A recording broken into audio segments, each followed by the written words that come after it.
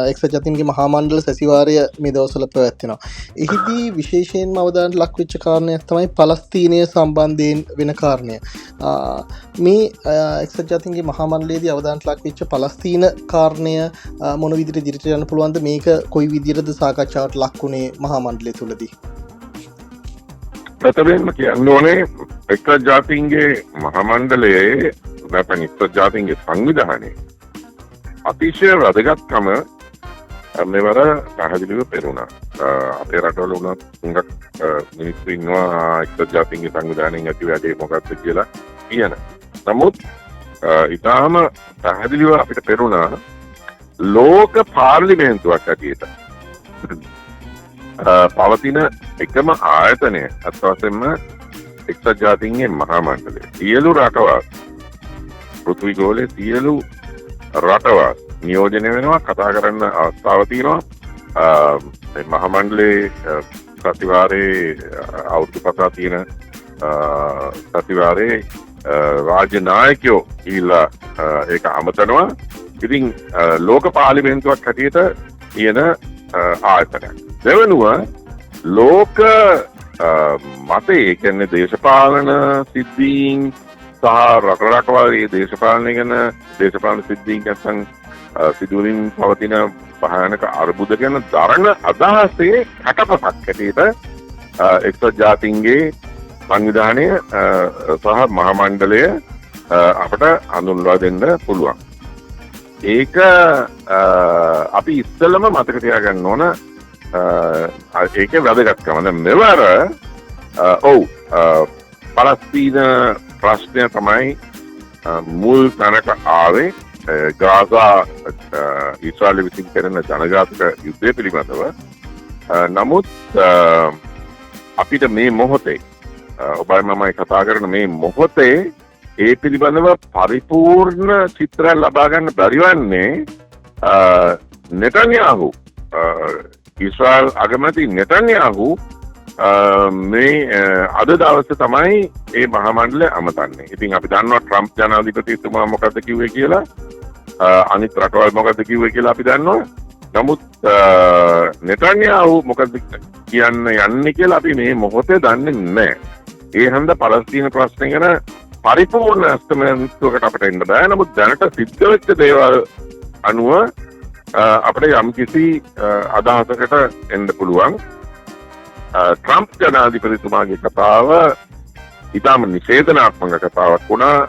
එක්සත් ජාතීන්ගේ සංවිධානය ගැනයි යුරෝපීය රටවල් තමුන්ගේ යුරෝපීය සගයෝ පලස්තීනය පිළිගැනීම ගැනයි. එතකොට රුසියාව ගැනත් ඔහුගේ මතය එක්තරා දුරකට වෙනස් වෙලා කිව්වා උක්‍රේනයට පුළුවන් වෙයි කියලා. රුසියා සමහර විට යුරෝපයේ සහයෝගය ඇතුව රුසියාව ආපහු තල්ලු කරලා දාන්න උක්‍රේනයේ සම්පූර්ණ ඒ දේශ සීමාවලින් එතරට කියලා එහෙම අර රණකාමිත්වයට ඉඩ දෙන නැත්නම් අනුබල දෙන මතයක් ඉදිරිපත් කරා. පලස්තීන ප්‍රශ්නය ගැන කිසිම දෙයක් කිව්වේ නැහැ. මේ ගාසා තීරේ වහාම සටන් විරාමයක් තියෙන්න ඕනයි කියලා කිව්වේ නැහැ. ඊශ්‍රායලයේ සමූලඝාතක යුද්ධයට විරුද්ධව මොකුත් කිව්වේ නැහැ. පලස්තීන රාජ්‍යයක් බිහිවීම ගැන කිව්වේ නැහැ. ඉතින් විශාල නිහඬතාවයක් දක්වුවේ. ඉතින් අපි හැබැයි ලෝකමතය ගත්තාම අපට පේනවා අලුතෙන් රටවල් ගණනාව. බටහිර රටවල් පවා පළවෙනි ලෝකයේ රටවල් පවා පලස්තීනය රටක් රාජ්‍යයක් හැටියට පිළිගන්නවායි කියලා ඒක සංකේතාත්මක වෙන්න පුළුවන්. නමුත් ඒක තාම ප්‍රබල සංකේතයක්. ඔවුන් ඡන්දේ දුන්නා. රටවල් අපි සමස්තයක් වශයෙන් ගත්තාම රටවල් 150කට වඩා දැන් පලස්තීනය පිළිගන්නවා එක්සත් ජාතීන්ගේ සංවිධානය තුල. ඉතින් ඒක ඉතාම ප්‍රබලව අපිට ජනමතේ ලෝක ජනමතේ කැටපතක් හැටියට එක්සත් ජාතීන්ගේ මහා මණ්ඩල රැස්වීම සලකන්න පුළුවන්. ලෝක ජනමතේ විශාල පරිවර්තනයක් සිද්ධ වෙලා තියෙනවා.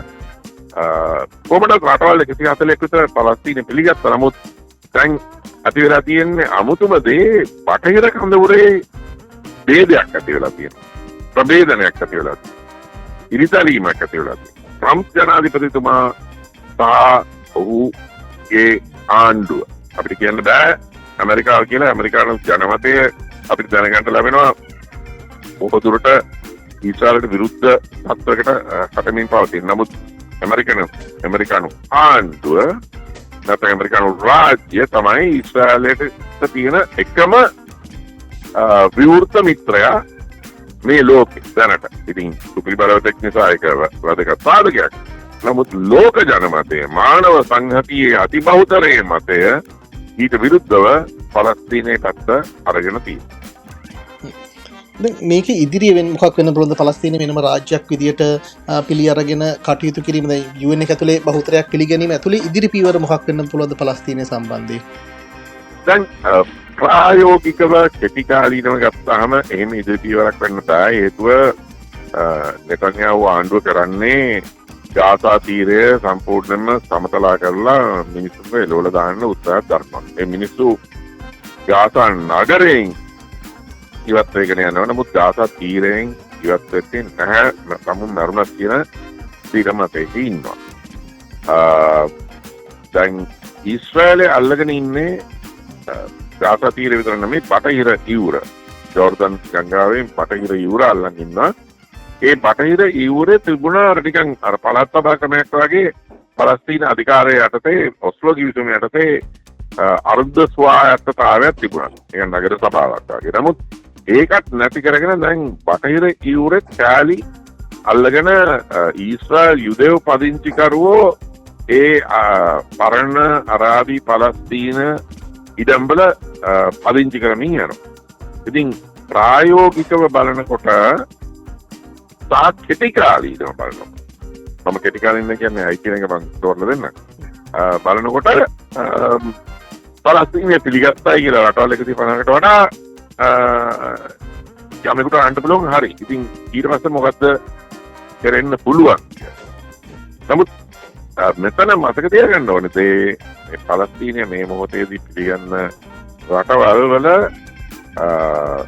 විඥානයේ තියෙන ආකෘතිය නැත්නම් මොඩලය නැත්නම් ආදර්ශය, ඒක තමයි අපේ ජීවිත කාලය තුළදී 1970 ගණන් 80 ගණන් වලදී දකුණු අප්‍රිකාව සම්බන්ධයෙන් සිද්ධ වෙච්ච තත්ත්වය. දකුණු අප්‍රිකාව සුදු වර්ණ භේදවාදීන් යටතේ ආණ්ඩු කරනු ලැබූ රටක් ඒ කාලේ. නමුත් ඒ තත්ත්වය වෙනස් වුණා. ඒගොල්ලන්ට රහසිගත න්‍යෂ්ටික අවිශක්තියකුත් තිබුණා. නමුත් ලෝක ජනමතය වෙනස් වීමත් එක්ක ඊළඟට ඇමරිකාව ඇතුළේ ජනමතය වෙනස්. ඇමරිකාවේ ජනමතය වෙනස් වීමත් එක්ක ඇමරිකානු ආණ්ඩුවේ මතයත් වෙනස්.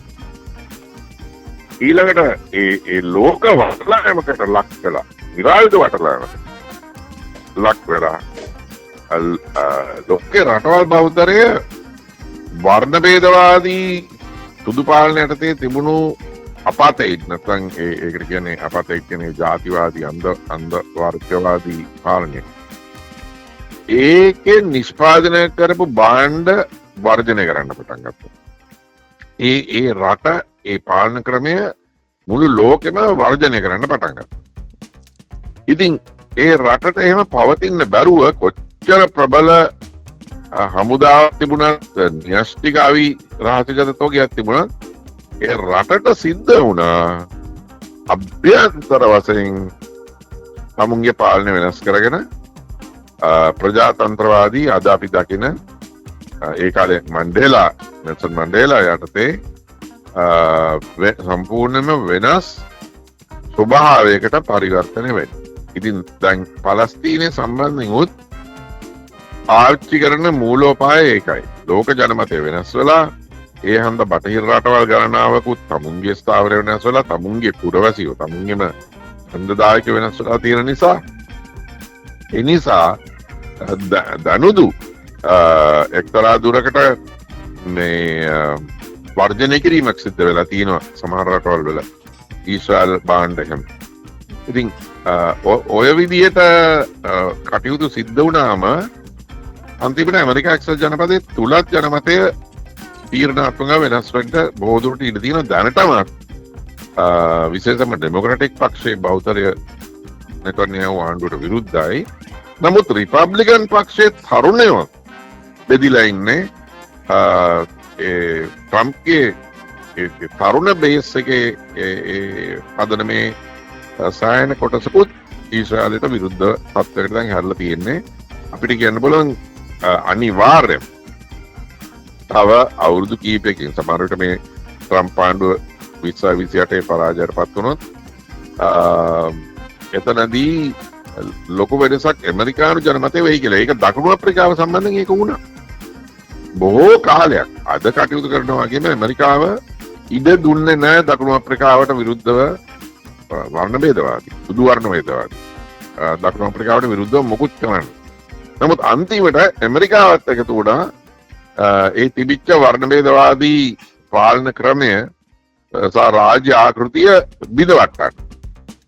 මුළු ලෝකෙමයි තමුන්ගේ ජනතාවත් වෙනස් වුණාම ඒක තමයි වුණේ. ඉතින් දැන් ඒ වගේ ගමනක පළවෙනි පියවර තමයි මෙවර එක්සත් ජාතීන්ගේ මහමණ්ඩල සතිවාරයේ රටවල් 150කට වඩා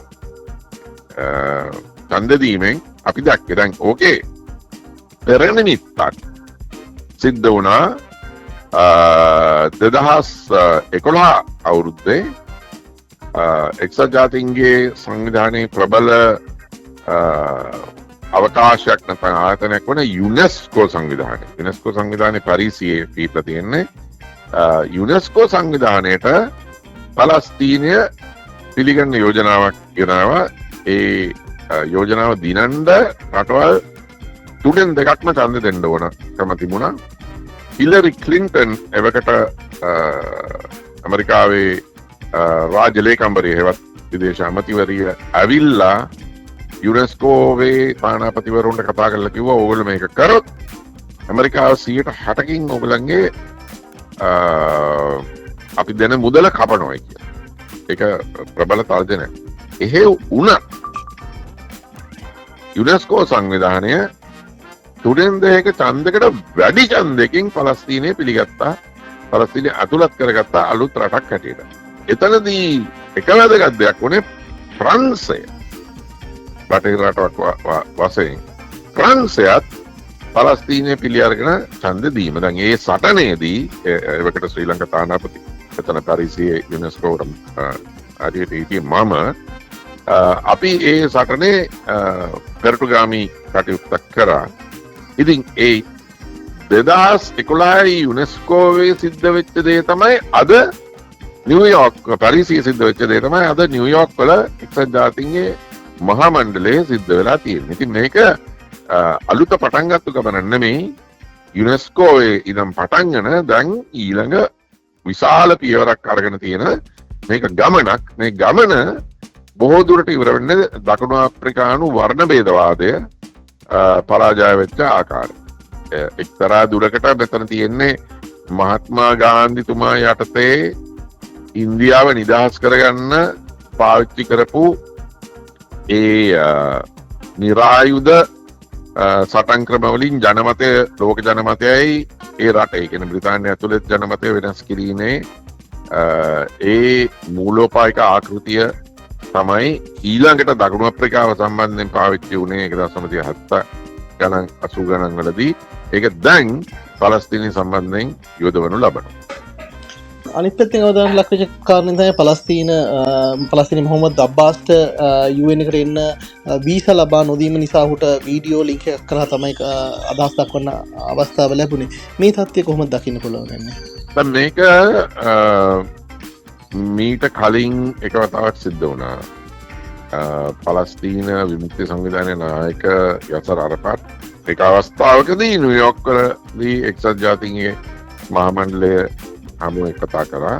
නමුත් 1988 දී දැන් අද ට්‍රම්ප් පාලනය වගේ ඒ කාලේ රිපබ්ලිකන් දක්ෂිණාසික පාලනයක් තිබුණේ රොනල්ඩ් රේගන් ජනාධිපතිතුමාගේ. ඔහුට වීසා දුන්නා. නමුත් ඒ කාලේ සිද්ධ වුණේ ඒ සැසිවාරය ජෙනීවා එක්සත් ජාතීන්ගේ සංවිධානයට මාරු කරනු ලැබීම. මෙවර ඒක කරන්න වෙලාවත් තිබුණේ.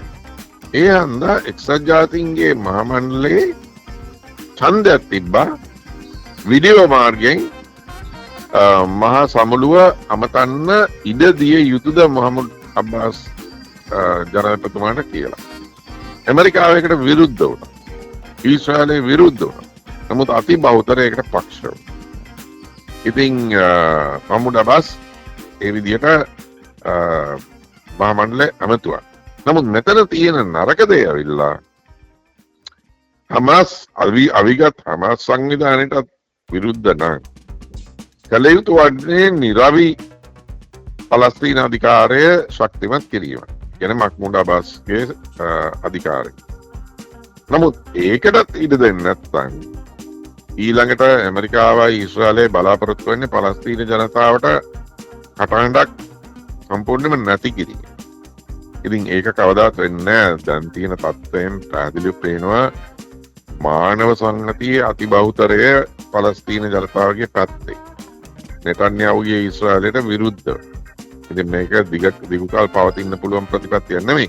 නමුත් කෙටි කාලීනව ඉතාම විනාශකාරී ප්‍රතිඵල ගෙන දෙන්නක් වෙනවා මේ රැඩිකල් හමාස් සංවිධානයටයි සාමකාමී නිරවි පලස්තීන අධිකාරයටයි දෙකටම දේශපාලන අවකාශය නොදීමේ ට්‍රම්ප්ගේ සහ නෙතන්යාහුගේ ඒකාබද්ධ ප්‍රතිපත්තිය. මේක කෙටි කාලීනව ඉතාම නරක ප්‍රතිඵල ගෙන දෙනවා. නමුත් මධ්‍යම කාලීන හා දිගු කාලීනව ඒක පවත්වගෙන යන්න බැරි මෝඩ අදූරදර්ශී ප්‍රතිපත්තිය. අනිත් පැත්තට ලංකාවේ ජනාධිපතිවරයාත් පලස්තීනය පැත්තේ ඉඳගෙන කතා කරා. අනුර කුමාර ජනායක ජනාධිපතිවරයාගේ ඒ අදහස් දැක්වීම සහ සමස්තය ඔහුගේ කතාව කොයි විදිහටද අපි විග්‍රහ කරගන්නේ? අනුර කුමාර දිසානායක ජනාධිපතිතුමා ගාසාවේ යුද්ධයට විරුද්ධව කතා කරා. ඒක හොඳ දෙයක්. වහාම සටන් විරාමයක් පවත්විය යුතුයි කියලා කිව්වා. ඒකත් හොඳ දෙයක්. ඊශ්‍රායලය පලස්තීනය යන රාජ්‍යයන් දෙකටම සුරක්ෂිතව සහජීවනයේ යෙදෙන්න පුළුවන් යම් කිසි විසඳුමක් වෙනුවෙන් කතා කරා. ඒකත් හොඳ දෙයක්. එතන අඩුවකට තිබුණේ ඒක විශාල අඩුවක්. අනිත් කතා කරපු හැමෝම පාහේ කිව්වේ ගාසා ජනසංහාරය කරන්නේ ඊශ්‍රායලය විසින්. කියන්නේ ඊශ්‍රායලය විසින් දැනට කරගෙන යනු ලබන ගාසාවේ ජනසංහාරය. ඒවත් සමුල ඝාතනය. අපි සමුල ඝාතනය කියලා නොකියුවත් ජනසංහාරය. නමුත් අනුර කුමාර දිසානායක ජනාධිපතිතුමා කරපු කතාවේදී අහගෙන ඉන්න කවුරු හරි දැන් කියමු මේ මොකුත් නොදන්න මනුස්සයෙක් ආගෙන කියනනම් දන්නේ නැහැ ගාසාවේ යුද්ධ කරන්නේ කවුද කියලා. කවුද ගාසාවට ගහන්නේ කියලා. අනිත් හැමෝගෙම කතාවල ඊශ්‍රායලය සඳහන් කරා. ඉතින් මේක නාඳුනන තුවක්කු කරුවෝ කරන වැඩක් නෙමෙයිනේ. මේක ඊශ්‍රායල විසින් කරන එකක්. ඒක මුළු ලෝකෙම දන්නවා. මුළු ලෝකෙම ඒකට විරුද්ධයි. නමුත් ඊශ්‍රායලේ නම එතනදී සඳහන් නොකිරීම ලංකාවේ සම්ප්‍රදායික විදේශ ප්‍රතිපත්ති ස්ථාවරයෙන් පිටුපැනීමක්. නැත්නම් ඒකෙන් යම් කිසි දෙයක් අඩු කිරීමක් කියලා මට කියන්න සිද්ධ වෙනවා. දැන් ඔබ අහුව ජනාධිපතිතුමාගේ සමස්ත කතාව ගැන. සමස්ත කතාව ගැන මට ප්‍රශ්නයක් තියෙනවා. හේතුව මම ලාංකිකෙක් නොවේ නම් නැත්නම් ලංකාව ගැන හොඳට දන්න කෙනෙක් නොවේ නම් කියමු මම වෙන රටක තානාපති කාර්යාලයේ තුන්වෙනි දුරේ ඉන්න කවුරු හරි ඔතන මහා මණ්ඩලේ වාඩි වෙලා හිටියනම් ඒ අමුන්ගේ රට නියෝජනය කරනවා. කියමු ක්‍රෝේෂියාව කියලා නැත්නම් ස්ලෝවීනියාව කියලා. දැන් මම ලංකාවේ ජනාධිපතිතුමාගේ කතාව අහගෙන ඉන්නකොට මට හිතෙන්නේ මේ ලංකාව මත්ද්‍රව්‍ය ජාවාරම් කරුවන්ගෙන් උයි දූෂණයෙන් කරප්ෂන් දූෂණයෙන් උයි අන්තර්ජාතිවාදයෙන් උයි ගහිලා ගිය ගහන වෙච්ච රටක් කියලා. හේතුව ජනාධිපතිතුමාගේ කතාව අනුව යනවා නම් එතුමා ලංකාව ගැන මේ කිව්වේ මේ මත්ද්‍රව්‍ය ජාවාරම්කරුවෝ ඉන්නවා අය. මේගොල්ලෝ ලොකු වදුරක්ය.